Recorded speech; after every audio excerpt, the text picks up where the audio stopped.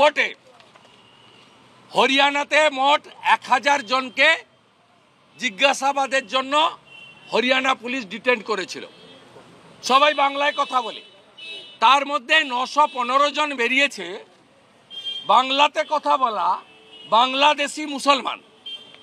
এটা কি হরিয়ানার কেস? ইয়েস, 1000 জনকে ক্রস চেকিং এর জন্য হরিয়ানা পুলিশ তুলেছিল। 915 জন বেরিয়েছে বাংলাতে কথা বলা বাংলাদেশি মুসলমান অনুপ্রবেশকারী, যাদের ভিসা পারমিট কিচ্ছু ছিল না, অবৈধ ইললিগাল ইনফিল্ট্রেটার্স। আর বাকি 85 জন বেরিয়েছে ভারতীয়।